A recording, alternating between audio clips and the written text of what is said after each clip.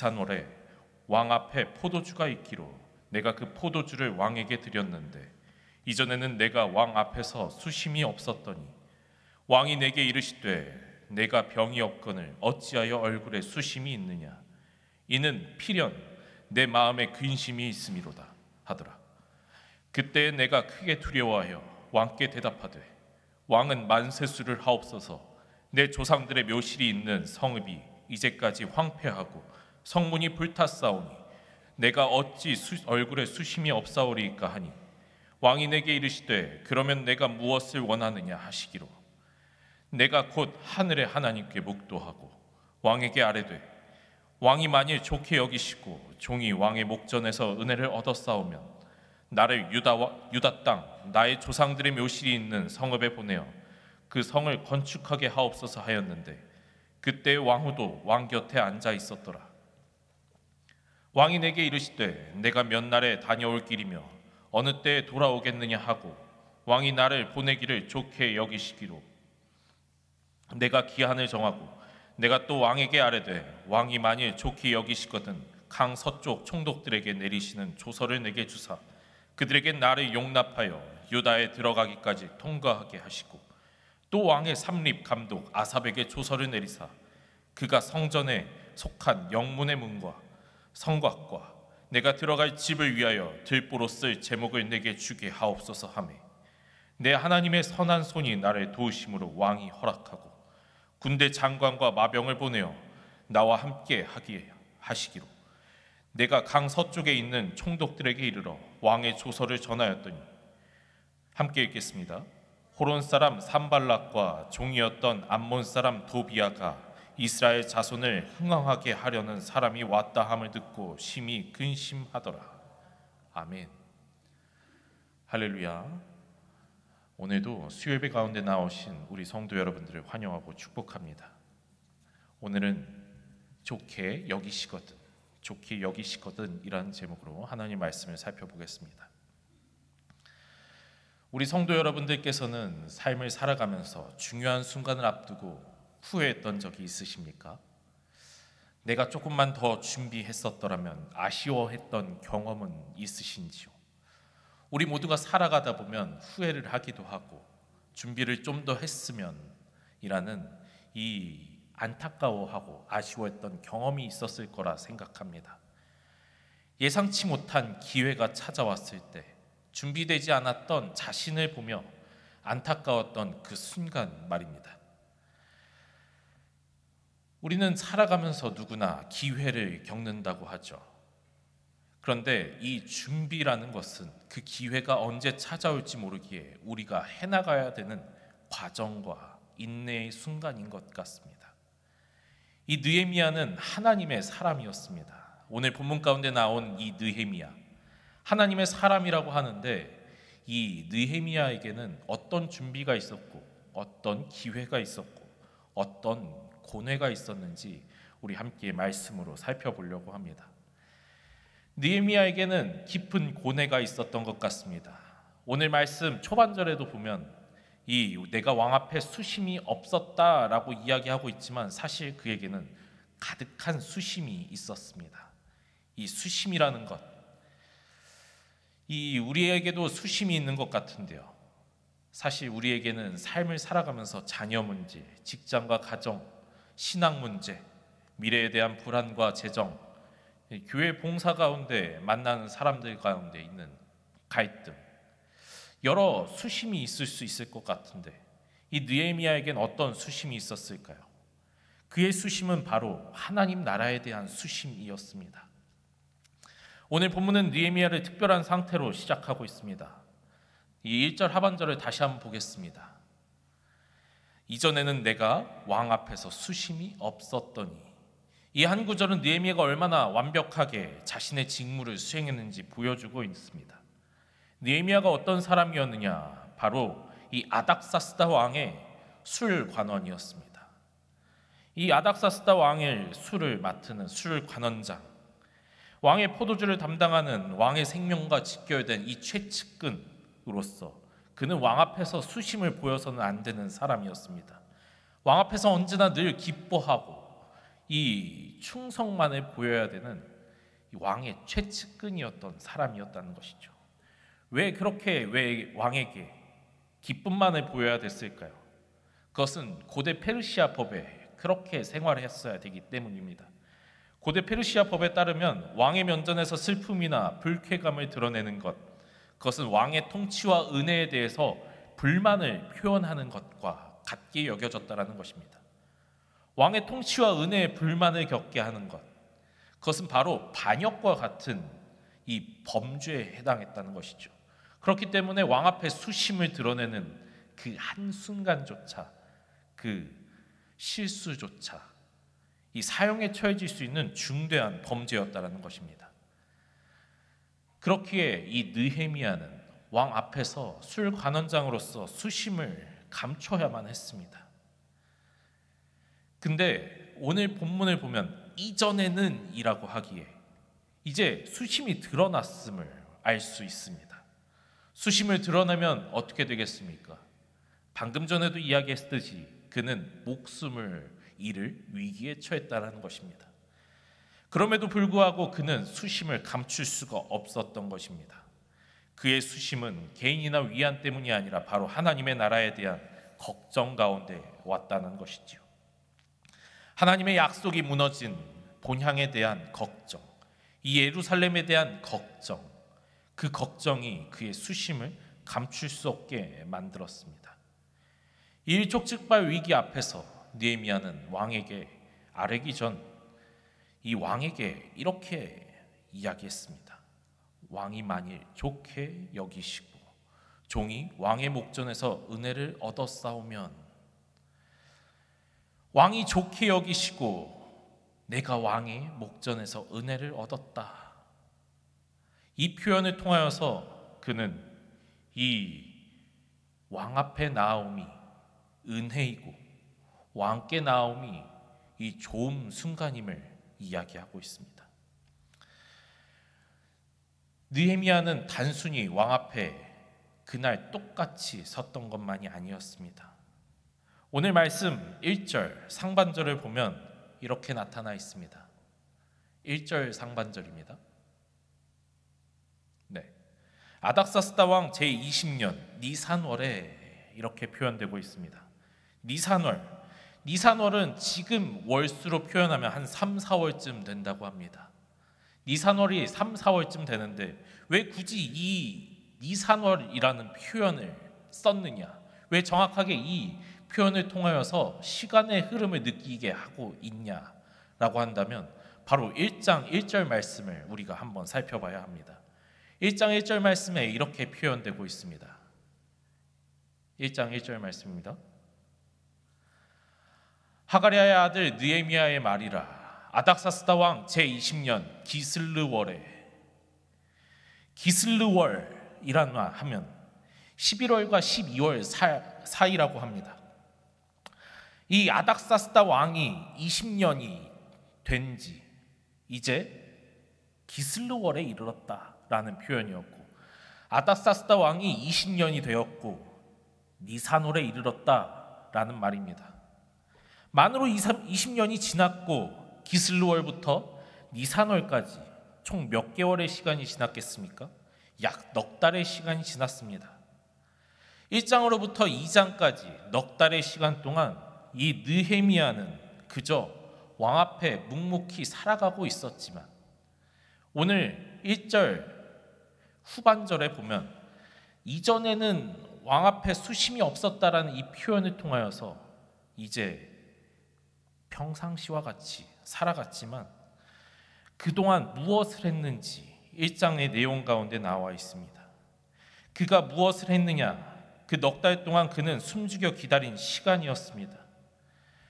넉 달 동안 자신의 수심을 감추고 울며 금식하며 주님 앞에 회개하며 기도했던 순간이었습니다. 하나님 앞에 탄원하며 하나님의 언약의 근거에서 회복을 간구하는 시간이었다는 것입니다. 그는 넉 달 동안 예루살렘 재건에 필요한 하나님 앞에 간구를 드렸던 것이지요. 그 넉 달 동안 그는 전혀 왕 앞에서 수심을 드러내지 못했습니다. 하나님 앞에 묵묵히 기도하며 수심을 드러내지 않았던 그가 그럼 왜 이제서야 수심을 드러냈을까요? 이전에는 왕 앞에 수심이 없었다. 그럼에도 불구하고 왜 이제는 왕 앞에 수심을 드러내게 되었을까요? 왕의 직무를 완벽하게 행했던, 충성되게 행했던 느헤미야가 이제 더 이상 왕 앞에 나와 반역을 저지르기 위해서였을까요? 아니면 더 이상 수심이 너무나도 커져서 왕께 근심을 감출 수 없기 때문이었을까요? 사실 그 이유는 저도 잘 모르겠습니다. 하지만 그가 이 순간 왕 앞에 수심을 드러낼 수 있었던 이유, 그것은 묵묵히 이제껏 하나님께 기도했기 때문인 것 같습니다. 묵묵히 기도했기에 왕 앞에 수심을 드러냈던 것입니다. 그렇기에 왕이 질문했을 때 그는 왕 앞에서 담대히 이야기할 수 있었습니다. 느헤미야의 일상의 충성은 왕의 신뢰라는 가장 기본적인 근간을 두고 있는 것입니다. 왕의 신뢰가 생기고 왕이 걱정을 하게 만드는 것입니다. 왕이 걱정하게 만드는 것, 그것은 왕이 이 느헤미야에게 은혜를 베푸는 것입니다. 그러기에 느헤미야는 왕 앞에서 이렇게 이야기합니다. 4절 말씀입니다. 왕이 내게 이르시되 그러면 내가 무엇을 원하느냐 하시기로 내가 곧 하늘의 하나님께 묵도하고. 죄송합니다. 3절 말씀입니다. 3절 말씀 우리 다 같이 한번 보겠습니다. 3절 말씀 한번 띄워주시겠습니까? 왕께 대답하되 왕은 만세수를 하옵소서. 내 조상들의 묘실에 있는 성읍이 이제까지 황폐하고 성문이 불탔사오니 내가 어찌 얼굴에 수심이 없사오리이까? 라고 말이죠. 이 아닥사스다 왕이라는 것을 한번 살펴보겠습니다. 아닥사스다 왕은요, 이 느헤미야에게 아주 총애를 보내던 왕이었습니다. 그런데 느헤미야에게 총애를 보내던 요 왕의 특징적인 아주 특징이 한 가지 있는데요. 그 왕의 특징은 바로 무엇이냐? 이 느헤미야가 이 왕 앞에 이야기했던 이 3절의 내용, 우리의 성읍이 불탔사오며 내가 어찌 수심이 있을 수밖에 없습니까? 라고 고백했던 요 내용들에 이행했던 왕이었습니다. 성벽을 불태운 왕이었다라는 것이죠. 아닥사스다 왕이 몇 년 전에 에스라를 통하여서 이 성벽 재건을 중단시키고 불태웠던 그 왕이었던 것입니다. 당시 대적들은 아닥사스다 왕에게 저들의 공사가 완성이 되면, 저들의 성벽이 재건이 되면, 이미 쌓은 성벽이 완성이 되면 왕을 반역하고 왕을 거역하며 새로운 대적들이 생겨날 것이다 모함하여 성벽을 불태웠던 왕이라는 것이죠. 그 왕 앞에 수심을 드러내고 왕이 어찌 수심이 있느냐 질문했을 때 느헤미야는 그 왕 앞에서 내가 어찌 수심이 있을 수 없겠습니까? 라고 반문하였습니다. 우리 한번 상상해 봅시다. 우리 성도 여러분, 자신이 이 성벽을 불태웠는데 내가 불태운 성벽으로 인하여 저가 근심하고 있다라고 고백하고 있는 신하의 모습을 한번 상상해 봅시다. 반역이 아니겠습니까? 그저 근심만을 드러내도 반역이라고 치부되던 이 페르시아의 법 가운데 이 근심을 드러낼 뿐만 아니라 이 근심의 이유가 왕 때문이다라고 고백하고 있는 이 신하의 모습을 바라보면 얼마나 하찮고 얼마나 화가 나겠습니까? 그럼에도 불구하고 왕은 다시 한번 은혜를 베풀어 그에게 이렇게 이야기합니다. 4절 말씀입니다. 왕이 내게 이르시되 그러면 내가 무엇을 원하느냐? 라고 말이죠. 무엇을 원하느냐 하기에 느헤미야는 이렇게 행동했습니다. 내가 곧 하늘의 하나님께 묵도하고. 그는 다시 한번 하늘의 하나님께 묵도합니다. 제가 아까 이 느헤미야가 기슬로월부터 니산월까지 무엇을 했다라고 했죠? 기도함으로 하나님 앞에 나아갔다라고 했습니다. 금식하며 하나님 앞에 간구하며 살아갔다라고 했습니다. 그러자 왕에게 나아와 왕 때문에 내가 수심하고 있다 고백하면서도 다시 한번 하나님 앞에 묵도하고 있습니다. 생사가 오가는 가장 위험한 순간 가운데 그는 하나님을 찾으며 왕께 아뢰고 있습니다.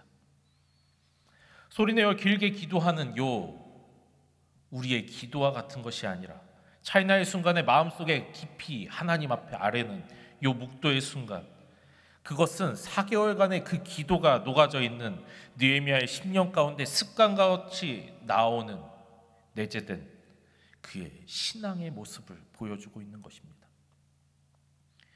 그 기도는 1장 마지막 절에 이렇게 나타나 있는 기도와 같습니다. 오늘 종이 형통하여 이 사람들 앞에서 은혜를 입게 하옵소서. 종이 형통하여 왕 앞에서 은혜를 입게 하옵소서. 종이 형통하여 왕이 나를 좋게 여겨 주옵소서. 하나님 앞에 이 간절한 기도를 드렸던, 이 4개월간 끊임없이 기도를 드렸던 느헤미야의 기도의 클라이막스가 바로 오늘 이 순간입니다. 하나님께 묵도하는 이 순간 말이죠. 왕은 충분히 느헤미야를 좋게 여기지 않으며 그를 죽일 수 있었던 사람이었습니다. 그럼에도 불구하고 왕은 이 느헤미야가 묵도하며 나아갔기에 그를 좋게 여기시고 그에게 은혜를 베풉니다. 느헤미야는 이 왕이 질문했을 때 완벽하게 하나님의 때를 바라며 완벽하게 하나님께서 주어주신 이 기회를 붙잡고 하나님 앞에 다시 한번 기도하게 됩니다. 겸손함으로 하나님 앞에 나아갔던 느헤미야, 그는 하나님의 주권을 신뢰하기에 더욱 철저하게 하나님께 기도했던 것 같습니다. 그리고 왕에게 이렇게 이야기했던 것입니다. 왕이시여, 나를 좋게 여기시거든 왕이시여, 나를, 이 느헤미야를 이 예루살렘 성벽을 세우는 일에 보내주옵소서라고 말이죠. 우리가 잘 알다시피 느헤미야는 이 성벽을 재건하게 됩니다. 그런데 그 재건은 단순한 이 성벽을 건축하는 이 단순한 일에 그치는 것이 아니었습니다. 그의 재건의 역사는 하나님 앞에 이 기도로부터 시작됐던 것이었습니다. 넉 달 동안 그는 왕께 기도하기만 한 게 아니었습니다. 아니, 하나님께 기도하기만 한 게 아니었습니다. 그는 하나님께 기도하면서 구체적으로 무엇이 필요한지 계획하고 있었습니다. 그러기에 그 왕이 느헤미야를 좋게 여김으로 이 예루살렘 성벽을 건축하기 위하여 보내준다라고 했을 때 그는 왕에게 이러한 것들을 요구하게 됩니다. 내가 기한을 정하고 돌아오겠습니다. 나를 강 서쪽 총독들에게 조서를 보내어 그들이 왕의 이름으로 나를 통과시켜 주옵소서. 왕의 살림감독 아삽에게 나에게 자원을 조달하게 하여 주옵소서. 얼마나 구체적입니까? 얼마나 구체적으로 계획했기에 왕이 물어보자마자 즉각적으로 이러한 응답을 보냈겠습니까? 느헤미야의 소망은 막연한 소망이 아니었습니다. 하나님의 뜻 안에서 정교하게 준비된 계획이었습니다. 무엇이 필요하고 언제까지 지속해야 하며 무엇을 하나님께 구해야 하며 왕께 구해야 하는지 구체적인 기도 가운데 그는 계획했던 것입니다. 그렇기에 그는 하나님 앞에 기도했던 것처럼 이 왕 앞에 이렇게 여깁니다. 좋게 여기시거든. 느헤미야 왕은 결국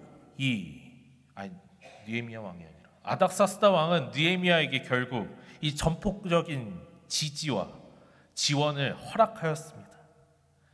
그 허락을 입은 느헤미야는, 왕의 은혜를 입은 느헤미야는 이렇게 고백합니다. 2장 8절 말씀입니다. 내 하나님의 선한 손이 나를 도우심으로 왕이 허락하고, 하나님의 선한 손이 나를 도우셨기에 왕이 허락했다라고 고백합니다.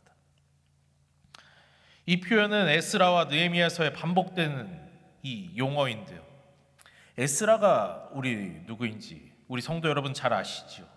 성전을 재건했던 사람이었습니다. 성전의 재건에 이어 성벽을 재건하려고 했던 그가 성벽이 불태웠던 아닥사스다 왕, 그 왕에게 다시 한번 은혜를 입은 이 느헤미야, 이 둘이 모두 공통적으로 하나님의 선한 손이 나를 도우시고 있다라고 고백하고 있습니다. 역사의 배후에서 모든 상황 가운데 주관하시고 뜻을 이루어 가시는 하나님 앞에, 모든 것을 도우시고 계시는 그 하나님 앞에 그 믿음을 고백하고 있는 모습, 우리도 하나님 앞에 구해야 되는 줄 믿습니다. 하나님 앞에 구하며 기도하며 내가 은혜를 입었을 때, 내가 하나님 앞에 기도했던 그 응답을 입었을 때 나를 도우시는 선한 손, 그 하나님을 고백해야 되는 줄 믿습니다. 왕의 은혜를 입은 이 느헤미야는 결국 이 예루살렘 성벽을 건축하기 위하여서 떠나게 됩니다. 느헤미야는 그렇게 떠나서 형통하게 성벽을 건축했을까요? 형통하게 성벽을 건축하지만은 못했습니다. 그에게는 많은 대적들이 있었기 때문입니다. 오늘 10절을 보면 그 대적의 대표적인 사람이 한 명 나오는데요, 10절 말씀을 우리 한 목소리로 한번 읽어보겠습니다. 호론 사람 산발락과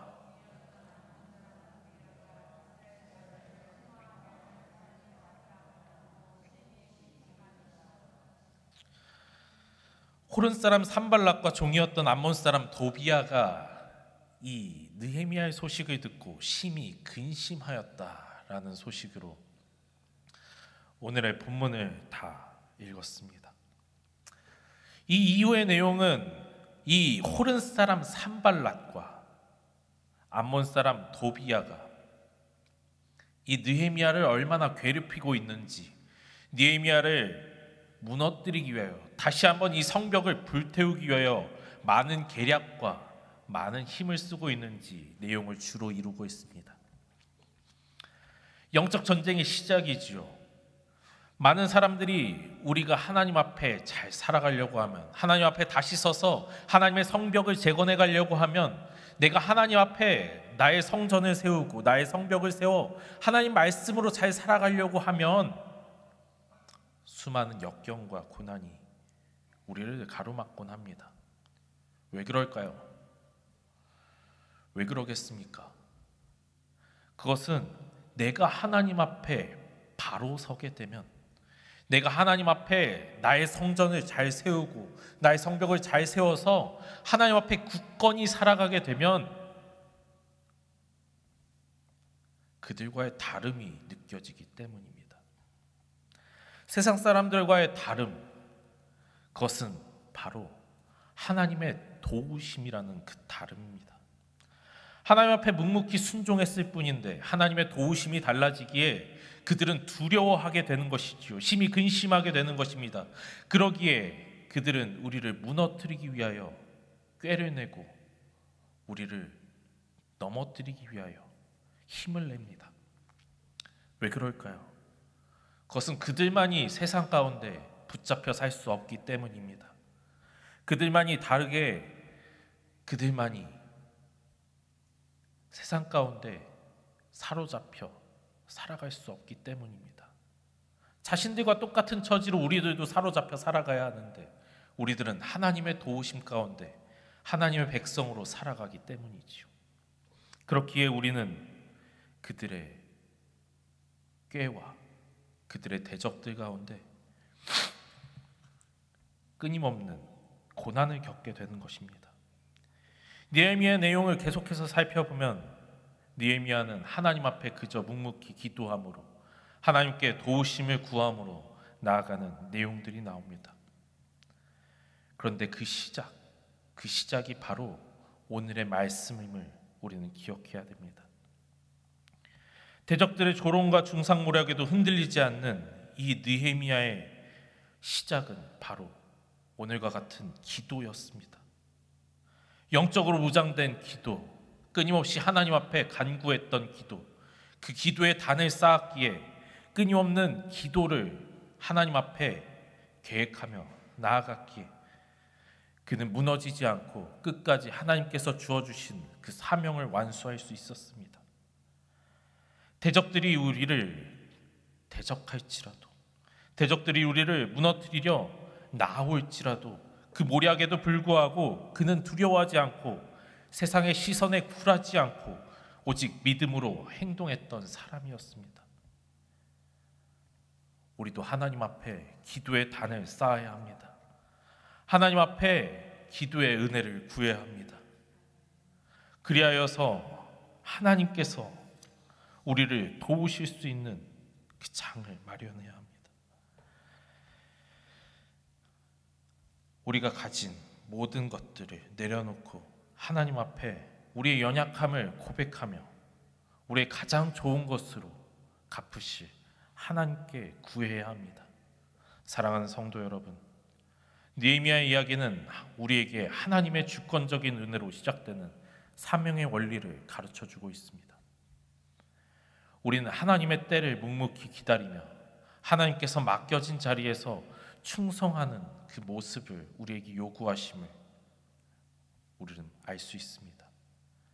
과거의 실패에도 좌절하지 않고 하나님 앞에 기도하며 하나님께 간구하며 하나님의 그 능력을 바라며 기도의 단을 쌓아야 합니다. 가장 중요한 순간 하나님께서는 우리에게 은혜를 베푸시며 겸손한 마음으로 주권적인 뜻 가운데 순종하게 만드십니다. 그것은 하나님께 우리에게 부어주시는 기회입니다. 그 기회를 붙잡기 위하여 우리는 기도로 준비해야 합니다. 은혜로 증거하는 용기, 하나님께서는 그 선하신 손 가운데 우리를 흔들림 없이 붙잡고 계심을 우리는 묵묵히 붙잡아야 합니다. 인생의 가장 중요한 순간 가운데 우리는 후회하는 것이 아니라 기도의 단을 쌓음으로 하나님의 나라를 위한 단을 쌓음으로 하나님 앞에 은혜와 간구함을 바람으로 나아가야 합니다. 하나님의 나라를 위하여 쓰임받는 저와 여러분들이 되시길 소망합니다. 그리하면서 우리가 이렇게 고백했으면 좋겠습니다. 느헤미야처럼 서게 하여 주옵소서. 주님, 좋게 여기시거든 우리의 모든 시간과 자원을 사용하여 하나님의 나라를 세워 주시옵소서. 기도로 준비함으로 우리에게 맡겨진 자리 가운데 충성하게 하여 주옵소서. 이러한 확신과 결단을 가지고 오직 하나님의 은혜에 힘입어 담대히 사명을 감당하는 저와 여러분들이 되시길 소망합니다. 기도하겠습니다.